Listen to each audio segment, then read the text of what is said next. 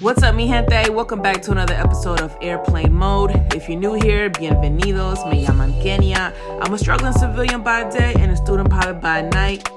So in this video, you're gonna see me try to land, which is super duper important because anyone can pretty much take off, but it takes some real skill to land. And let me tell you, practice makes perfect, okay?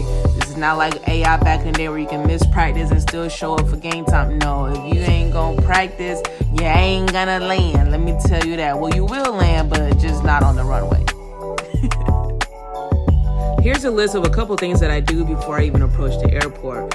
One is to check the weather because I'm looking for the wind speed and the direction. As best practice shows, we need to land and take off into the wind. Also, I'm looking to see what runway everyone is using. I'm listening for traffic and trying to locate surrounding airplanes on my navigation.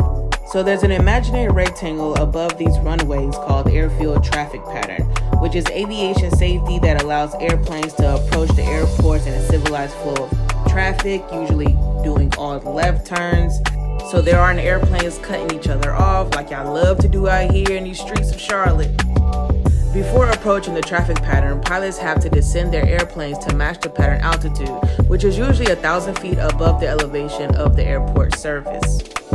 Here I just turned final to land for runway 20. At this point, I've already received my clearance to land and communicated to everyone else to let them know what I'm getting ready to do. These last 10 seconds are the most important because there's a lot happening right now and a lot that I need to focus on. For example, I'm keeping my eyes on those numbers 20 because if the numbers are moving up, then that means I'm going to land short. And if the numbers are moving down, that means I'm going to land too far over. At this point, I have full flaps in, which allows the plane to have some drag. That way I'm not coming in super hot. I also don't want to fall out the sky so quick, so I have my left hand on the yoke to be able to control my speed and my right hand on the throttle to be able to control my altitude. Then you look at the far end of the runway, and as the plane flares out, you pull back on that yoke. Boom! You heard them. Now that's how you butter a runway right there, baby. But I will admit that I don't always land like that. In fact, sometimes I be landing like my airplane has hydraulics and just be bounce. But hey, you know, practice makes perfect. I appreciate y'all tuning in. Hope this inspires y'all to become a pilot. If not, to just learn something new.